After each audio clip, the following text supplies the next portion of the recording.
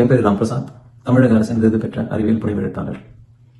என்னுடைய எழுத்து பயணம் பற்றி பேசணும்னா, நான் 2009 எழுத துவங்கினேன்.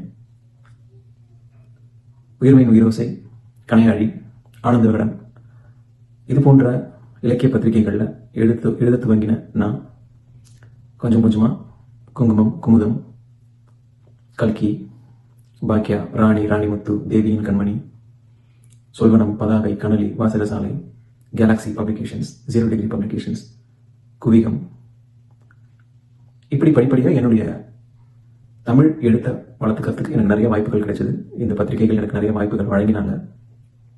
அவர்களுக்கு என் நன்றிகள்.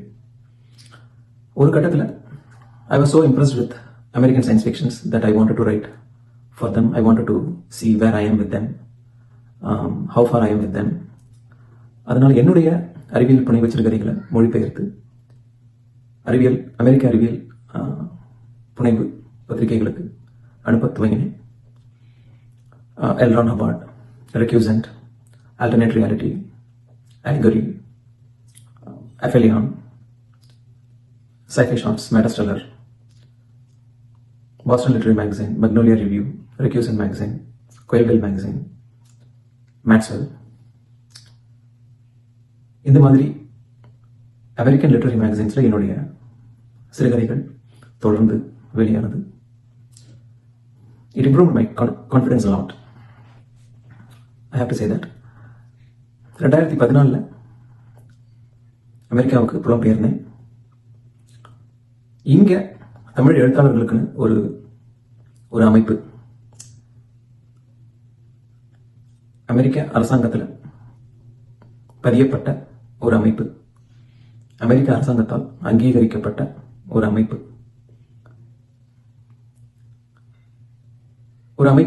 அதனுடைய எல்லா உறுப்பினர்களுக்கும் சரியான வாய்ப்பை வழங்கணும். அந்த வாய்ப்பு முறையானதாக இருக்கணும். அந்த அமைப்பினுடைய செயல்பாடுகள் அந்த உறுப்பினர்களுடைய வளர்ச்சிக்கு உதவுறதா அமையணும். அந்த வளர்ச்சி படிப்படியானதாக இருக்க வேண்டும். அந்த வளர்ச்சியை அளவிட முடியக்கூடியதா இருக்கணும். அந்த வளர்ச்சி நம்மளால அளவிடக்கூடியதா இருக்கணும். So it has to be a bit structured, a bit organized. So it all takes a little bit of benchmark. You have to have a benchmark there. You have to have rules, laws. You have to have a proper framework. இதெல்லாம் இருக்கணும். இதெல்லாம் அப்படி ஒரு அமைப்பு இங்கே இருந்ததா அப்படின்னா அந்த இடம் கொஞ்சம் வெற்றிடமாக தான் இருந்தது. நடவு அந்த வெற்றிடத்தை நிரப்பும்னு நான் நம்புறேன்.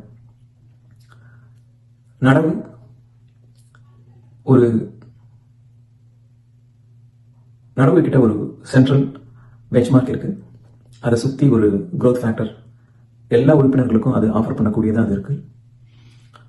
எல்லா உறுப்பினர்களும் நடவுக்கு வந்தால் அவங்களால படிப்படியான முன்னேற்றத்தை காண முடியும்.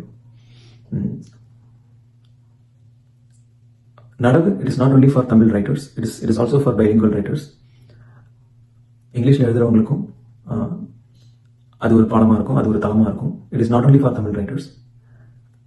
It is not only for writers as such. It is for volunteers, it's for students. இப்படி எல்லா நிலைகள்லையும் நடவு எல்லா விதமான உறுப்பினர்களுக்கும் தயாராக இருக்கு. இது ஒரு தமிழ் எழுத்தாளர் அமைப்பினுடைய சிறப்பம்சமாக நான் பார்க்குறேன். இன்னொரு விஷயம், இங்கே இருக்கிற ஒரு ஸ்ட்ரக்சர்ட், ஆர்கனைஸ்ட் ஒரு ஃப்ரேம் ஒர்க், இதுக்கு ஒரு பெஞ்ச்மார்க் இருக்கு.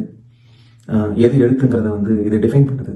இதெல்லாம் ஒரு தமிழ் எழுத்தாளர் அமைப்புக்கு ஒரு முக்கியமான அணிகளாக நான் பார்க்குறேன், ஒரு முக்கியமான விஷயமா நான் பார்க்குறேன். இந்த விஷயங்கள் எல்லாம் நடவுல இருக்கு.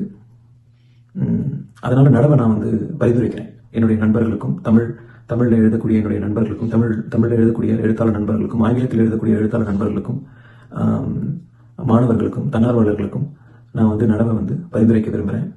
நடவுக்கு வாங்க, நடவோடு இணைந்து பயணிக்கலாம். நம்ம எல்லாருக்குமான ஒரு வளர்ச்சி பாதை நடுவில் கிடைக்கும்னு நான் நம்புகிறேன். என்னுடைய நண்பர்களுக்கு நான் இதை ஒரு நல்ல ஒரு பரிந்துரையாக நான் தர விரும்புகிறேன். நடவுக்கு வாங்க, நம்ம எல்லாருமே பயனடையலாம். நன்றி.